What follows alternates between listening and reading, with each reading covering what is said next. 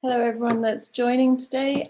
We will be starting in a minute or two, so see if we allow a few more people to join, but then we'll get going. Glad you could be here today.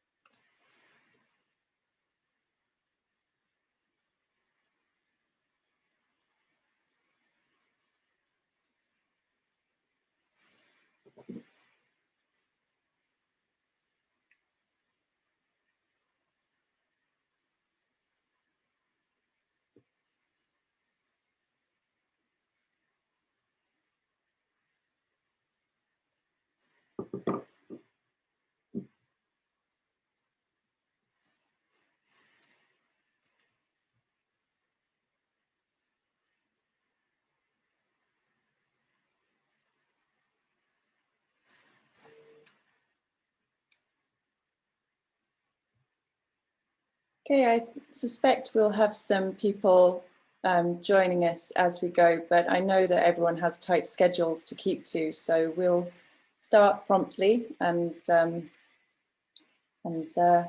get going. So good morning, good afternoon, good evening, everybody. My name is Emily Corcoran and I am a consultant working with ICRI on some work to engage with the CBD post-2020 process over the last couple of years. I just want to start off with a very practical introduction to orientate us for this 1 hour webinar and how the next hour will unfold. I just wanted to let you know that we're holding this webinar twice. So there's a session now and we'll run it again in about 14 hours time to see if we can maximize opportunities for people to join in different time zones. The key objective of this meeting is to provide support to parties in their preparations for the formal sessions of both Subster and SBI that will start next week. At least Subster will be starting next week. And I'll be sharing the ambitions of the ICRI recommendation that was adopted in last year and the tools that we've been developing to support discussions that you will be having during these meetings. The platform, of course, that we're using is Zoom, and I am pretty sure we are all very comfortable with Zoom right now. We've had a lot of practice, but just to remind you that to keep an eye on your mute button.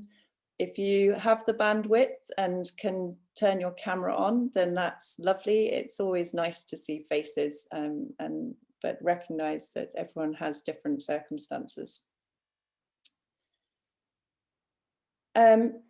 Please note that the session is being recorded and the intention for this is to help us in our future work, but also would like to be able to share it with you participants as well in case it's useful in future for you.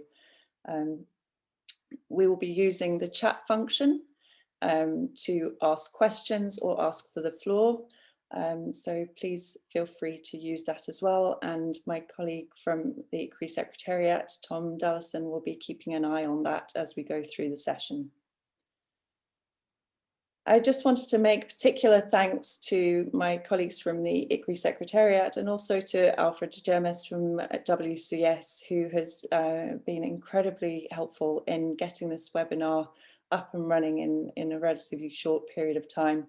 So thanks. And thanks also to Vulcan for their wonderful creative support in preparing many of the resources that we have developed to support this work. So a quick run through the order of play for our session. We will start with a recorded message from Margaret Johnson, who is the ICRI co-chair for Australia. And then we'll be heading over to hear from Joe Appiah from the CBD Secretariat to hear more about these forthcoming sessions. And then to Dr. Sue Lieberman from WCS, who will be calling us to action of what it is that can be done. I will then, with this context set, be taking through some of the more technical detail of the work that ICRI has been preparing to support these SBSTA and SBI sessions. We've planned the session to hopefully have 20, 25 or so minutes for questions and answers. So as I mentioned at the very beginning, please feel free to use the chat. If you want to write down your question, then please do at any time. And then if you have a question and would like to take the floor when we get to this section, just write your name and affiliation in the chat box, and we'll take questions in the order they come in. Okay, so without further ado, and hoping my technology keeps with me, I will hand over to Margaret Johnson, the ICRI co-chair.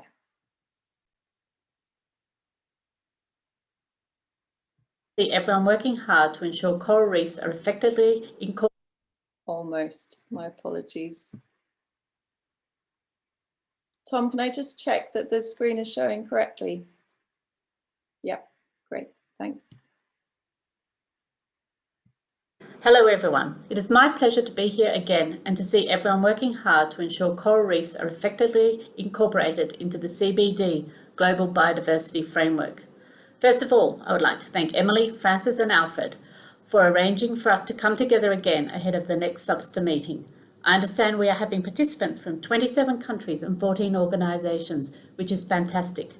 As the current co-chair of the ICRI Secretariat with partners Indonesia and Monaco, I look forward to working together with you all to take forward increased action on the protection, conservation and restoration of coral reefs. As many of you know, ICRI is an informal partnership of countries and organisations working to protect coral reefs. Through ICRI's actions, though ICRI's actions are non-binding on members, it has an important role as a kind of global convener that advocates for coral reefs in the international arena, encourages adoption of best practice management and builds the capacity of its members. ICRI is a strong and active network of 93 members that represent the best coral reef expertise in the world, including the country custodians of 75% of the world's coral reefs, NGOs and international organisations. This is a critical time for coral reefs. With the post-2020 framework, we have an opportunity to deliver focused and strategic action to help protect them from further decline. ICRI's work in this area began at the 33rd ICRI General Meeting in Monaco in 2018, where members concluded that there is an urgent and continued need for action to address the threats facing coral reefs in the framework. Then, following the ICRI General Meeting here in Townsville in 2019, ICRI members adopted a recommendation which calls for members to ensure uptake of these indicators in the framework. Since this time, ICRI has been working through its ad hoc committee to implement the recommendation and ensure coral reefs feature prominently with the inclusion of clear, specific and actionable coral reef indicators. We are getting closer and closer to the COP, and I encourage everyone to continue to advocate for a full monitoring framework to be adopted. We must have a robust monitoring framework to ensure that targets and goals for coral reefs are reached. I'd like to thank you all for your important work thus far and wish you a productive and beneficial meeting today. Thank you.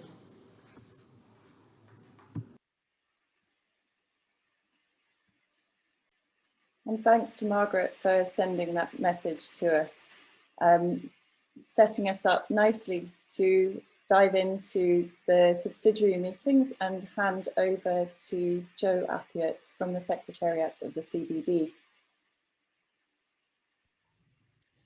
Great. Thank you so much. I trust everyone can see my slides that are up. Great, lots of shaking heads. So thank you so much for inviting me to join this webinar. My name is Joe Appiatt. I coordinate the work on marine, coastal, and island biodiversity at the CBD Secretariat. And it's my pleasure to give just a brief overview of basically how SBSTA and SBI, the upcoming SBSTA and SBI, will address this post-2020 framework issue. And just also to thank ICRI and the ICRI Ad Hoc Committee, of course, for inviting me, as I said, but also for in my view, organizing yourselves and organizing the coral reef community very well in terms of inputting to a negotiation process. I think, in my view, as I think I've said this on other meetings, I think a lot of the broader ocean community and the broader CBD community in general can take some lessons about how to effectively engage and lobby a negotiation process by looking at what this ICRI ad hoc committee has done. So congratulations on that. So basically, as I think we all know, the CBD, the parties under the CBD are developing a new post-2020 global biodiversity framework. This is following up on the Aichi biodiversity targets, which reached their end date last year in 2020.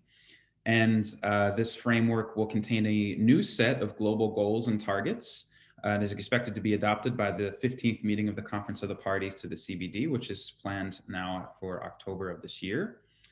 Now, what's important here is that this will be a global framework, and not only a framework for CBD parties, and certainly not only a framework that should stay within the CBD community.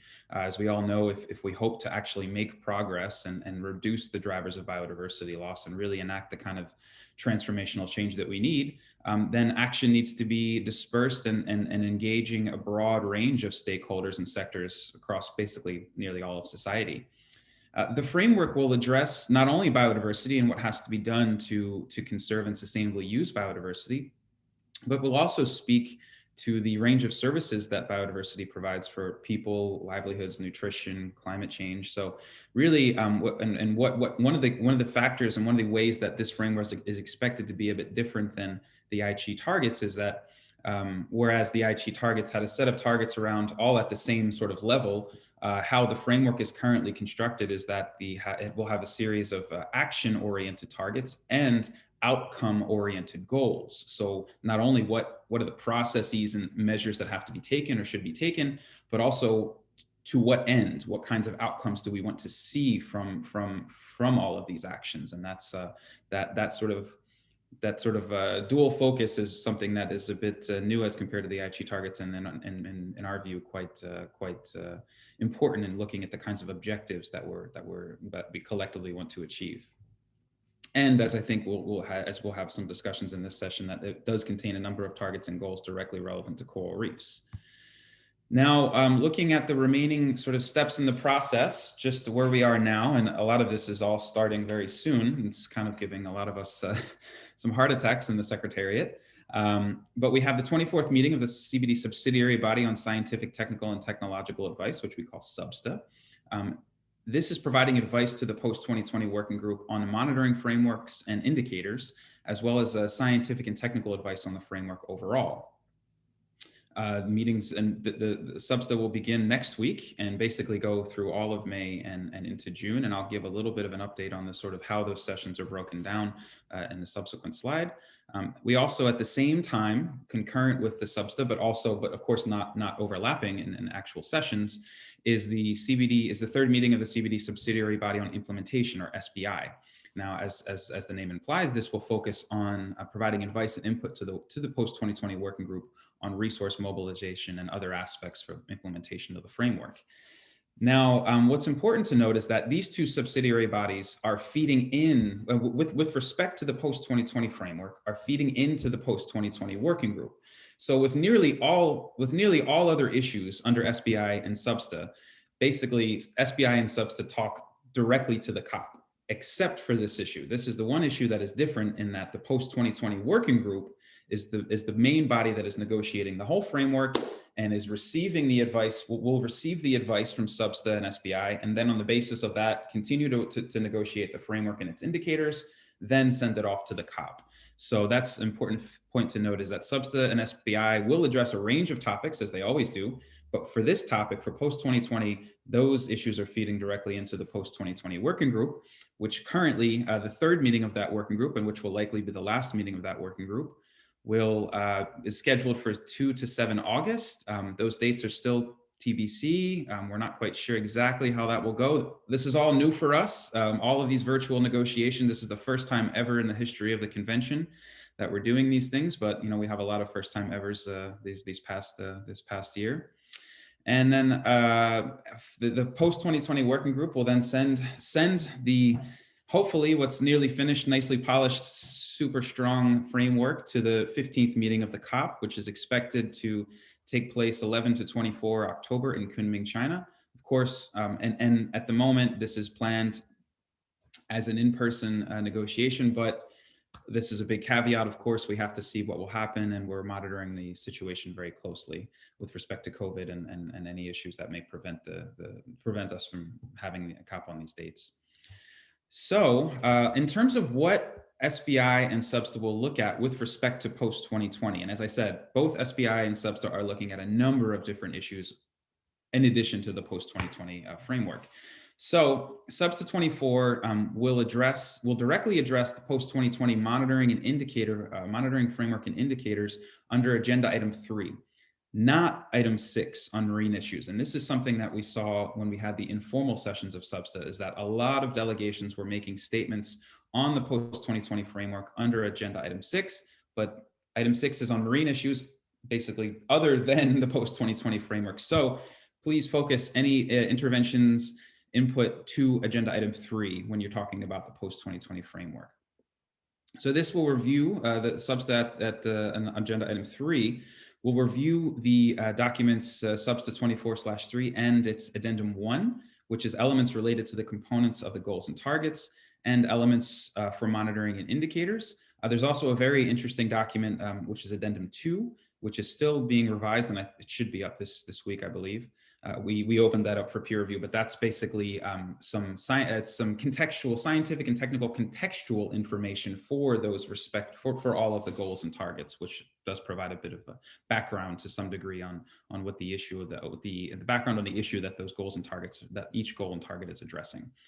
So in addition to commenting directly on the indicators and monitoring framework, it's expected that the deliberation of SBSTA and the points raised under those relevant agenda items will be taken into account in preparing the documents preparing all of the documents for the third meeting of the post-2020 working group in August.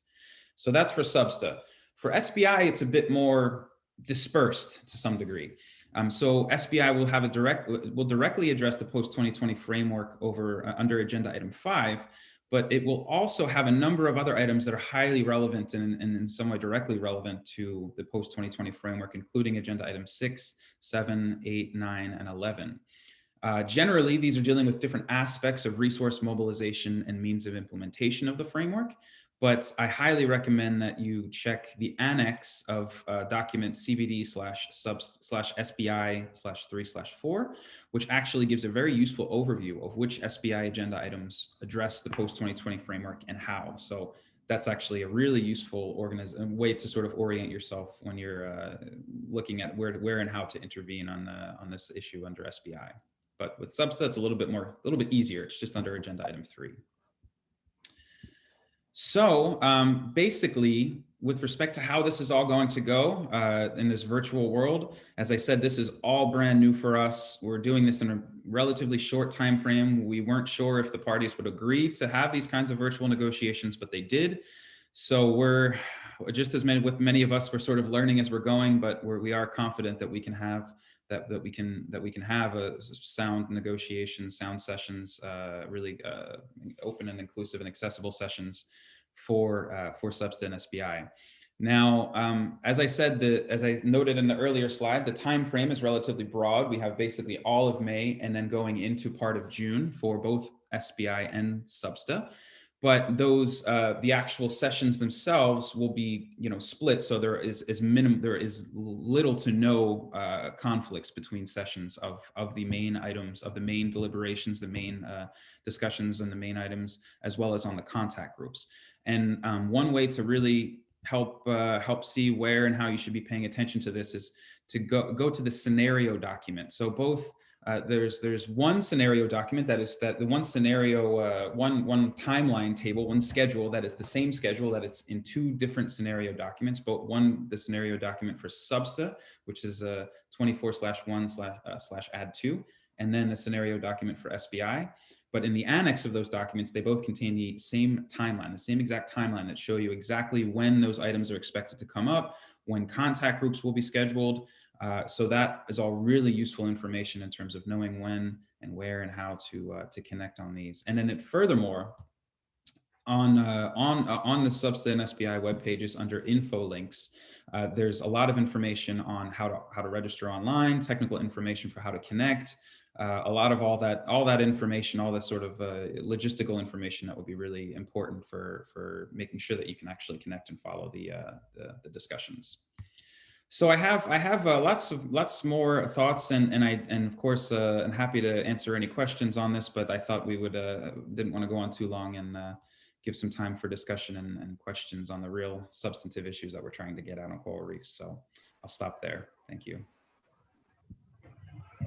Thank you very much, Joe, for that. It was incredibly helpful to have a bit of a run through the expected plans and set that out for our discussion. And encourage, if there are questions for Joe, then we have a decent amount of time at the end. So please come forward with those then. For now, if I can hand the floor to Sue Lieberman. Over to you, Sue. Yeah, hi, can you hear me all right? Yeah. Yeah, thank you. And thank you, Emily. And thank you to everyone for joining the webinar today. My apologies to those of you who receive a recording of these remarks, as one of the sessions is in the middle of the night, my time. But I do look forward to seeing all of you in person when we can convene again, whenever that is. And I hope you and your families are staying safe and healthy in this very difficult, challenging time. Also would like to thank Margaret and the governments of Australia, Indonesia, and Monaco for co-chairing the ICRI Secretariat and for their ongoing support for ICRI's ad hoc committee on coral reef related goals and targets in the post-2020 framework. I'd also like to thank Joe for his presentation, but also the CBD Secretariat for their tireless work in supporting the parties and other stakeholders, such as NGOs, in the development of the framework and this whole new virtual world. Yes, this is the first time for everyone. We're going to give it a try. And I know if there are challenges and governments can't connect through the virtual negotiations, we'll all go to Plan B. We just don't know what Plan B is yet. As mentioned by Emily, my name is Sue Lieberman, and I'm Vice President for International Policy at the Wildlife Conservation Society, WCS. And I'm very honored to address you briefly today. I don't have a PowerPoint, unusual, but I don't. I personally, a little bit personal, I have been very passionate about coral reefs since I first went underwater and saw a reef on an undergraduate marine biology field trip many years ago. Now that particular reef is significantly degraded today from what I saw more years ago than I'm going to share right now, but there is hope. There is hope for many coral reefs, and that's why we're here. And WCS has studied coral reefs for more than 70 years. We're currently working in more than 16 countries, from Kenya, Mozambique, Belize, and Cuba to Indonesia and many others, to conserve coral reef biodiversity, to understand and do the science, and to support communities who depend on healthy and intact coral reefs for their livelihoods and for their very well-being. WCS is also very proud to be a member of ICRI. And in fact, we've enjoyed working together to develop the consensus recommendation on the post-2020 framework. No one should take it for granted when there's such a consensus recommendation. It's extremely important, and Emily's going to go into the details. We're also very pleased to have worked closely with other ICRI members, many of you who are on the webinar today, on a resolution on coral reefs and the framework, which was recently adopted by consensus by IUCN members. And that is also extremely important, and we can put that in the chat, but for governments in particular to recall that. And as governments embrace the need for increased ambition, we're hearing a lot of that from many governments, it's fantastic, to combat the biodiversity crisis, we now have an opportunity to launch a decade and more, I hope, of conservation for coral reefs. ICRI is a powerful partnership. Yes, it's informal, but it's still an incredibly powerful partnership made up of governments, intergovernmental organizations, NGOs, etc.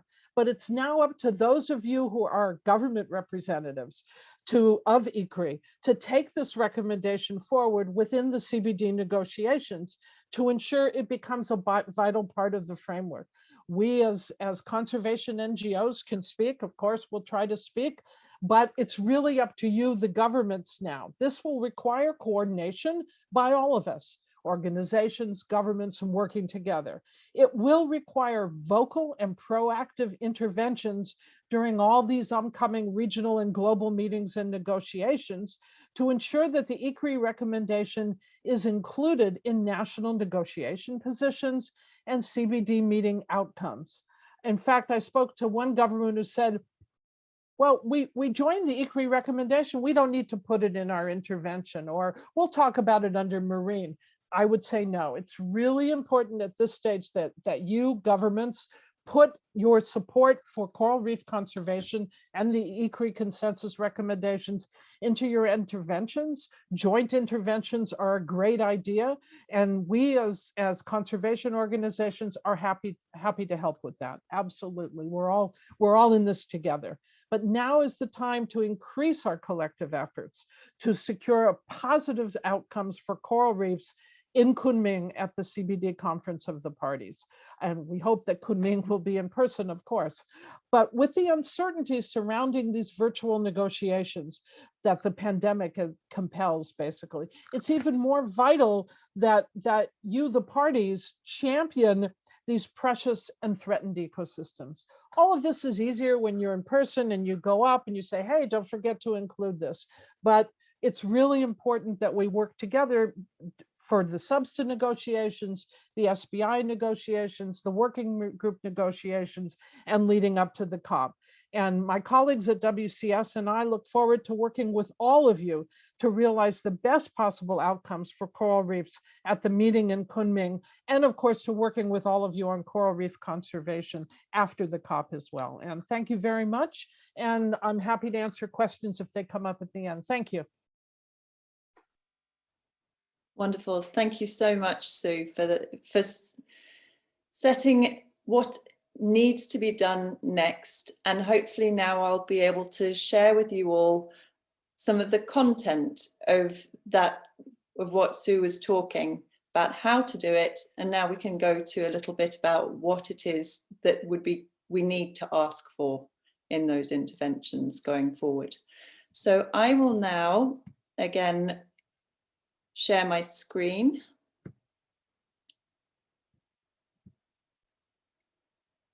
And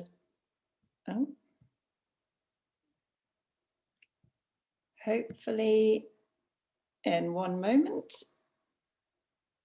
you should see a screen again. Excellent. Okay, so yes, thank you to Sue, Joe, and to Margaret for setting the stage for this next phase of the webinar. And as I said, I'll be talking a little bit more specifically about the ICRI recommendation, the ambitions that sets out, and the opportunities within both the SBI and the SBSTA meetings to be able to take those forwards. We recognise, as Joe said, that the agenda is of course a lot broader for both of these meetings. And again, reiterating Joe's call, we will be focusing this very much on agenda item 3. And our goal within that, the outcome that we'd be looking for, to retain and improve coral reef indicators for adoption at the COP15 in October. And then within SBI agenda, we'll be focusing on agenda item 6 in terms of resource mobilization and financial mechanism. Recognizing, of course, as Joe said, that the under SBI post-2020 comes up under a number of elements, but we really want to highlight here some opportunities to highlight the need to include coral reefs and have them recognized within the recommendations on resource mobilization and the financial mechanism, as we see that's particularly important. I'll go into a little bit more detail on each of these, and also to recognize going too fast now, just to recognize that we understand that agenda item 6 focuses on marine and coastal biodiversity, but it's under agenda item 3 that we're discussing the post-2020 aspects and where we want to be focusing our effort. I will, however, be mentioning very briefly agenda item 9, under SBI on mechanisms for reporting, assessment and review. So from the scenario note that Joe put up and referred us to, I have pulled out just to give an indication of where these particular agenda items sit in terms of the plenary sessions and the anticipated contact group sessions. But you'll find all of this in that scenario note.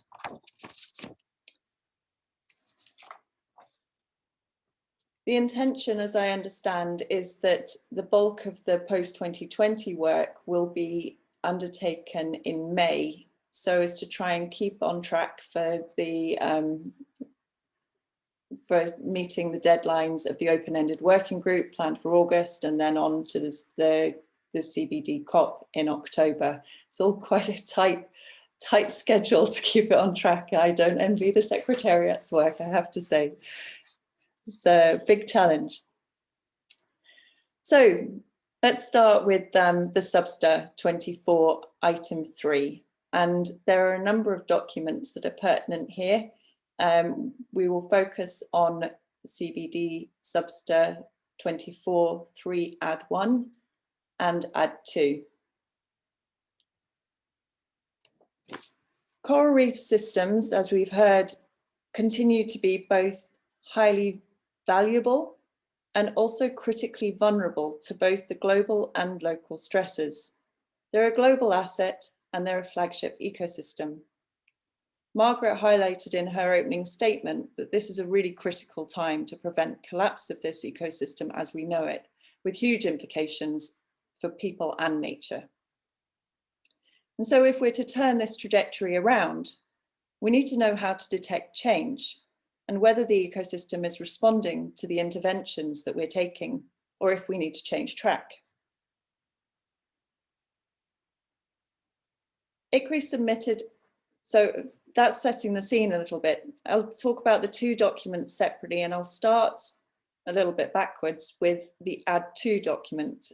Conceptually, it helps perhaps to start with what the goals and targets, and then we'll go to the monitoring framework in the add 1 document. So ICCRI provided some feedback, submitted a peer review response to the document add 2, evidence for the goals and targets. And a couple of things that I just wanted to highlight here are that coral reefs are very noticeably less prominent in the global biodiversity framework than they were in the HE targets, despite the continued decline of this ecosystem. It's important to ensure that whilst we have generalized goals and targets, it's going to be really important to ensure that there are elements in place that help these be applied effectively and implemented effectively for specific ecosystems such as coral reefs. And a couple of examples that I just wanted to pull out are those surrounding the discussion on ecosystem extent and integrity. The ICCRI recommendation calls for retention of language relating to ecosystem integrity as well as extent, particularly relevant to Goal A and Target 1. It's going to be critical to understand how well an ecosystem is functioning, not just that it exists. There will also be an important discussion to ensure that on balance, the goals and targets are sufficiently ambitious, but do not trigger perverse incentives. For coral reefs, for example, there's some concern here around the restoration targets and the concept of the use of the concept of net increase of ecosystems. Something perhaps we may want to take up further in the Q&A. But turning our attention then to the draft monitoring framework, which has been presented in the document add 1. Within the ICCRI recommendation, CBD parties are strongly encouraged to include a suite of clear, specific and actionable indicators for coral reefs. The indicators that are recommended as a priority are shown on screen. Including these indicators is really important for enabling visibility of this ecosystem in the new framework. It's also really important for building capacity to assess coral reefs globally and increase the accessibility and coherence of the evidence base to support future decision making. So this is the document that we're talking about, just to familiarize, and I'm sure many of you recognize it very well already. And this is the annex to that document where the indicators are set out. And you'll see scattered through there, we can find all of the ICRI recommended indicators. As a tool, you don't have to see the detail of this slide at the moment. It's available online and you can download it. We'll provide the link. You can download it and digest it at your leisure. But I wanted to flash it up here because in this table, we've pulled together the indicators that have been scattered through that Ad1 document. And we've also put them against the indicator criteria that was set out by the Secretariat of the CBD to provide information about their scientific basis, for example, whether or not they have a baseline and how they are being used. And these are indicators which are grounded in science, have baselines, and are actually being used. They're also critical if we're going to be able to achieve the ambitions of understanding extent and integrity of this ecosystem as set out in the current goals and targets.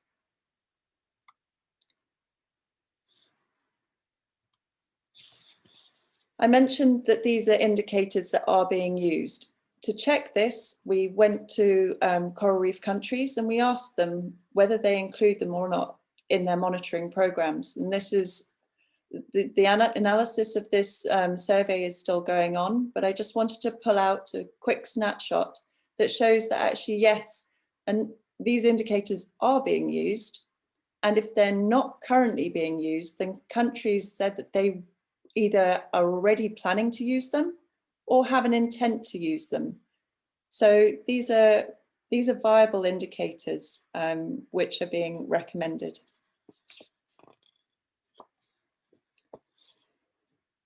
So then just to conclude on this element, that there's support for the inclusion and very much welcome the inclusion of the ICRI recommended indicators that are included in this Substar document as it is at the moment.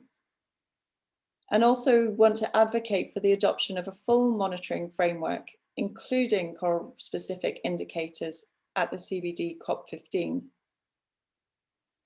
One thing I forgot to mention in this table is you'll see on the right-hand side, there are some suggestions for minor modifications that are in line with the recommendation, but add some streamlining and reduce redundancy. So those recommendations for minor modifications are presented in the two boxes on the right-hand side, blue and the purple.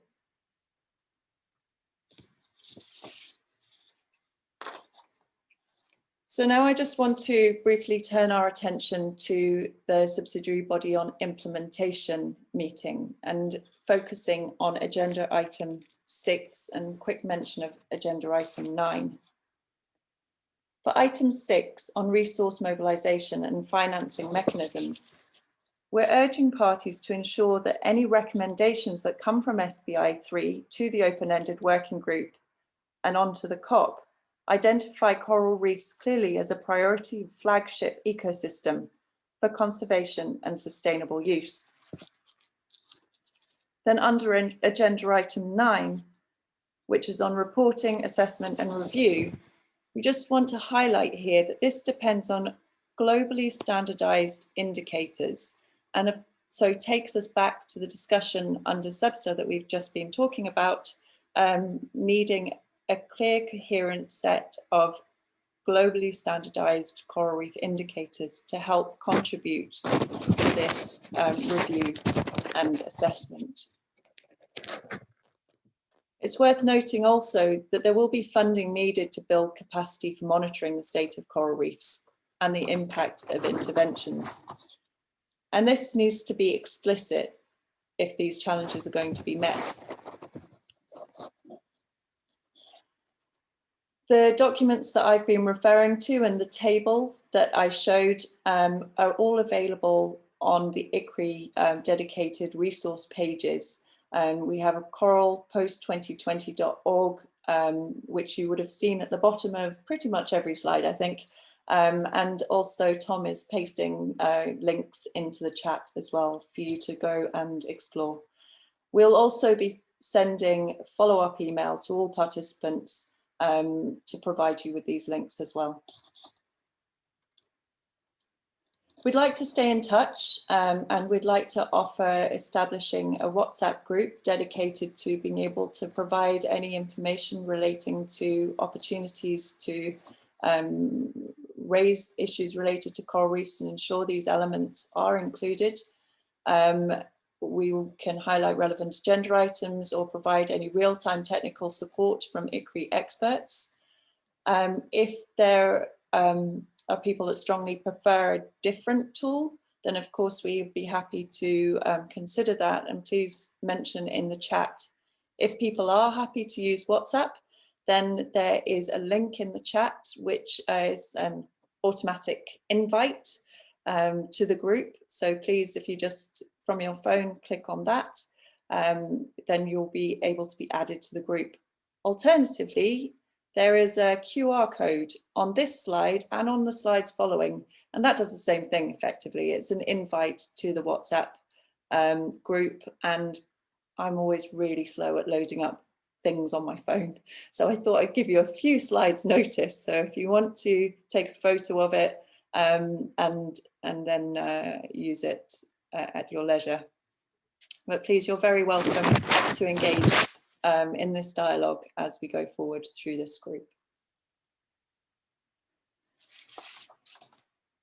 So to conclude, I just wanted to reiterate the ambitions that I mentioned at the beginning and really the big asks in terms of the ICRI recommendation and how you as a party can carry this through into the discussions in the coming weeks. The real focus within Substa 24 is item 3, and the real ambition there is to make sure that the coral reef indicators that are already included in the draft monitoring framework stay there and go forward to be adopted as part of the package for COP15. And then in terms of SBI 3, the focus here on the resource mobilization and financial mechanism and making sure coral reefs can be identified specifically in any recommendations that go forward with regards to this. So the QR code comes up one more time in case anyone's still looking for their phone. But there are also some information here. We're sharing information on Twitter, so please join in the conversation there using the hashtag #4Coral. Frances Staub of the ICRI Secretariat, and my emails are on the screen now. Very welcome any contact for any discussions or technical support that you may have. So the last thing to say is please, we very much welcome your questions now, and I open the floor to the discussion. Please identify yourself if you would like to take the floor, or feel free to write your questions in the chat and we will read them from there. So with that, I will stop sharing my screen and maybe come to Tom and see if there have been any questions or requests for the floor. No, we've not had anything through on the chat at the moment, but as Emily said, I am monitoring it. So if anyone does have any questions, just drop it in there and I'll be sure to feed it through to Emily and the other panel. Thanks, Tom.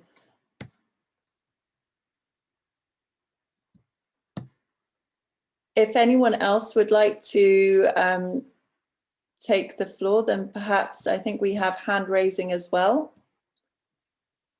So, and these can be questions regarding the CBD process or the ICRI recommendation.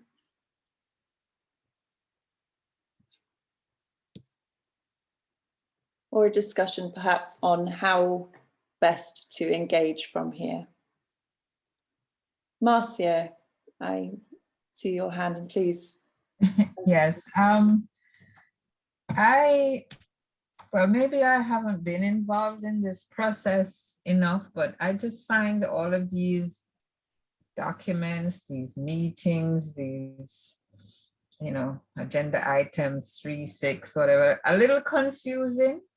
And I was wondering if Joe, I know Joe went through it quite quickly, maybe, you know, he had some time constraints, but maybe if he could go through again, you know, like, what are we as countries, where should we focus our attention? Which documents should we review? Because I get kind of confused when I go on the website and there are like a million tabs and well, not a million, but you understand, there are lots of documents, and you know, you go through them and he says, well, this one don't look relevant, and then you go through the next ones. But maybe you can just give us a guide as to where we should probably focus our attention initially, so that we can get a sense of where we should focus our comments when we participate in this upcoming SBSTA meeting.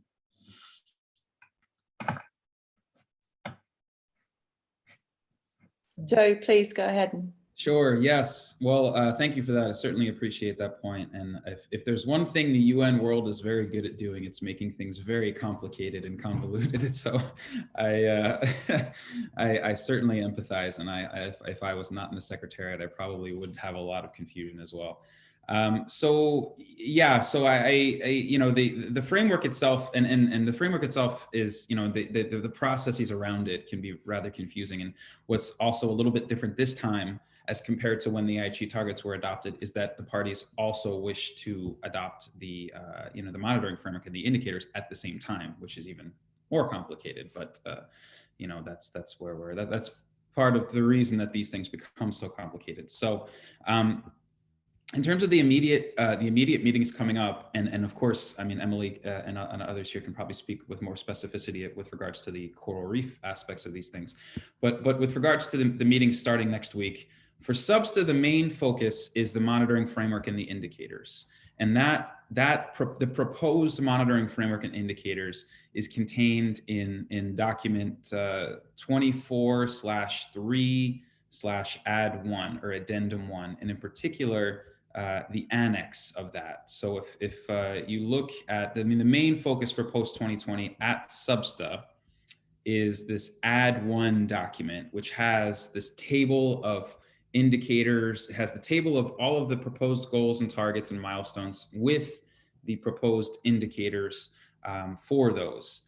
So it's also important to look to some degree as to what in the document itself, actually what it says about those indicators, because there's different classes of indicators. You have headline indicators, you have component indicators, complementary indicators. So there's different proposals for how those indicators should be taken up, with the headline indicators being, I think, the most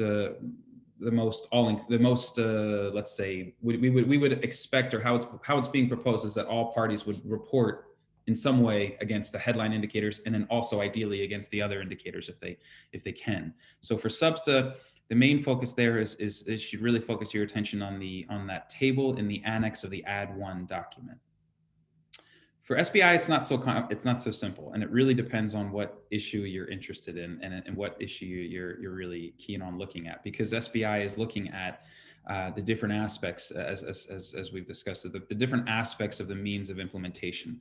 But what can help you there is that in the excuse me, I'm shuffling around my slides as well so I can have a look. But what's helpful there is in SBI document, it's CBD/SBI/3/4. The annex of that document has a table that shows which of the agenda items are talking about which element of the post-2020 framework that agenda item is speaking about. So, you know, it depends on if you or your party is interested in looking at, you know, the GEF, the funding needs, the role of the GEF, things like that. So I would consult the annex of SBI/3/4 for an overview of how SBI is going to be talking about post-2020.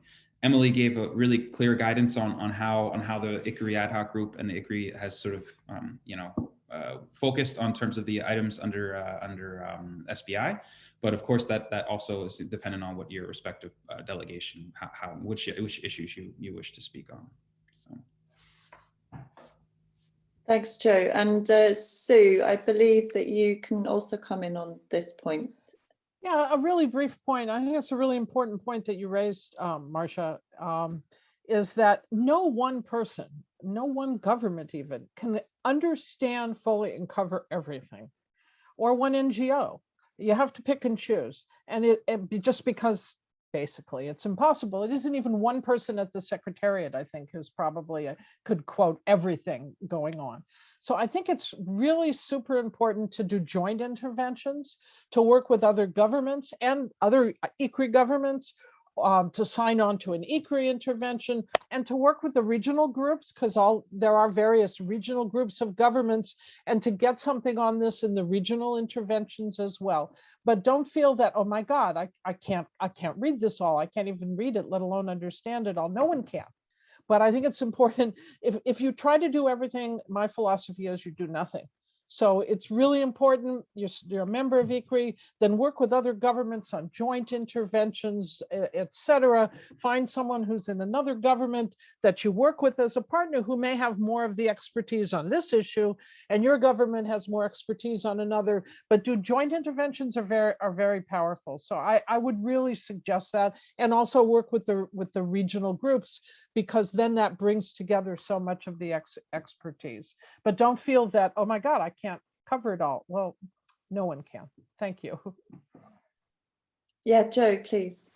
Yeah, no, that's a really, really important point, and we certainly empathize with especially smaller delegations. So one way that might be helpful to do some of the things that Sue was mentioning in terms of aligning with other governments, if of course you may already know which other governments maybe also be interested or have similar positions or similar interests as you, but we convened an informal meeting of substance, sort of like a pre-substance to some degree, where parties made statements under agenda item 3, under agenda item 6 on different aspects of post 2020, and many of them have already made clear where they sit or how they feel about some of these issues. So there is a recording of that. One thing you may do is watch that recording or go and look at the statements online and see which other governments have already made some statements that may align with your interests, and use that as a basis to see which governments or other colleagues or NGOs you may wish to approach to work together on engaging in these issues.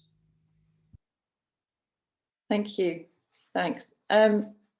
Marcia, did you have any follow-up to your question? Yes. Oh, my dogs are howling, sorry. My other question that we had discussed, and I think Sue did answer it, because I was wondering if we should focus in our country discussions on the monitoring indicators and so on for coral reefs, or should we leave it because ICRI has already put forward a proposal?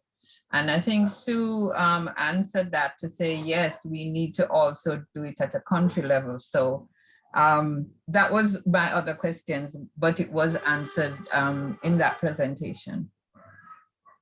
Great, thanks.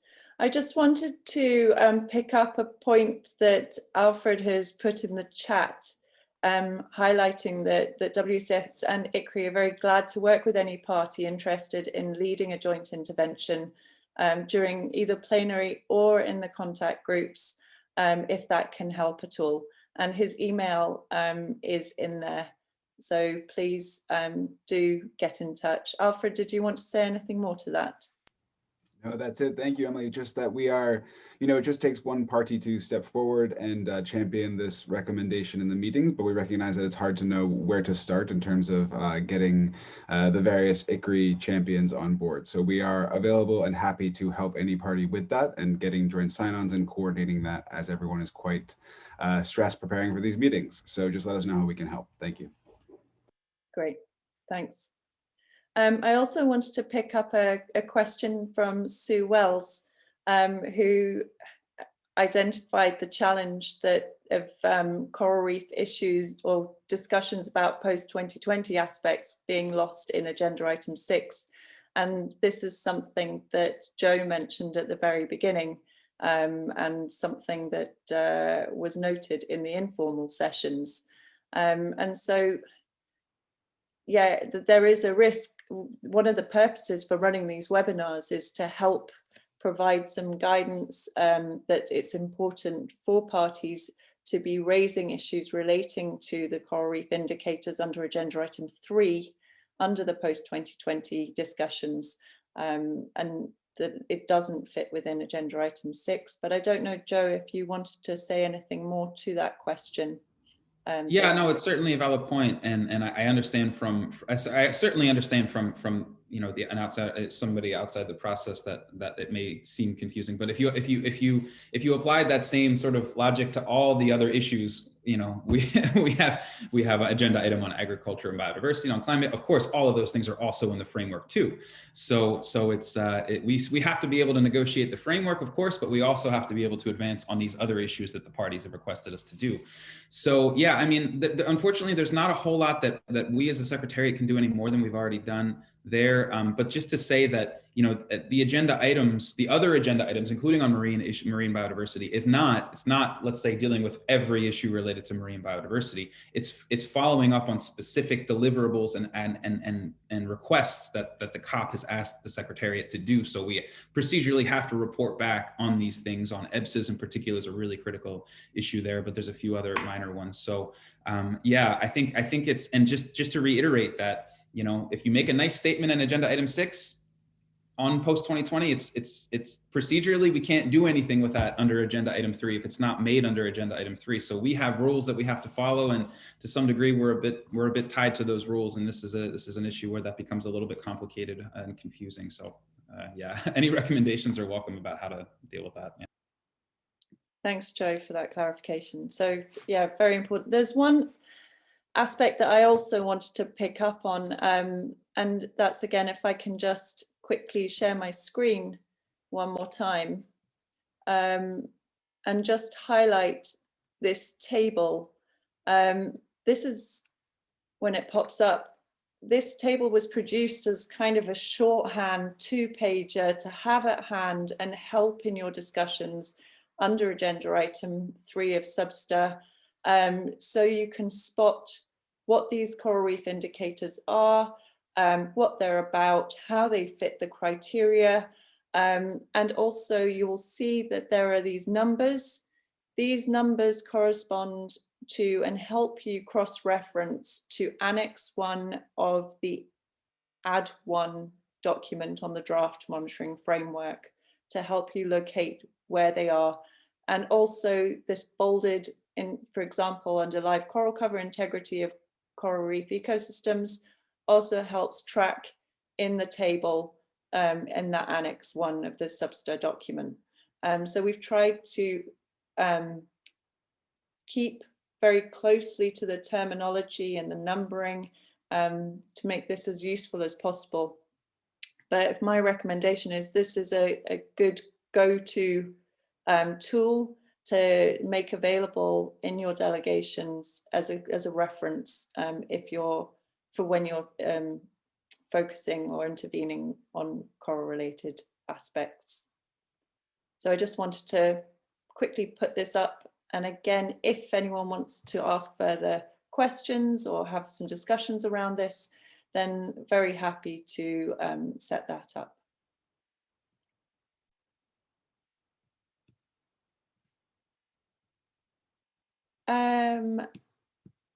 I see a hand from Robert Cassier, please. Yes, hello everybody. I'm Robert from the UNESCO, the Secretariat of the UNESCO World Heritage Convention, the Marine Program. Just wanted to highlight that if some of the members of delegations present are from a state party that has World Heritage coral reefs, and you feel that a letter from UNESCO from the World Heritage angle through our channels might help raise the internal position or the internal importance of bringing the coral reef the goals of ICRIN so higher up on the agenda, don't hesitate to let us know. We can definitely explore. Sometimes it's only a letter coming from a different institution, arriving at a different ministry that can help to put some of these things higher up on the internal agenda, if that would help. So. Fantastic. Thank you, Robert, for that offer. And please, if you don't have Robert's contact details to get in touch directly, which I'm sure you do, then we can help make that connection. Or please just add your contacts in the chat if you wish. Are there any other questions, comments? We are pretty much at time, so if there's nothing further from participants, all that remains for me to say is a huge thank you to you, Sue, Joe, and also to Margaret.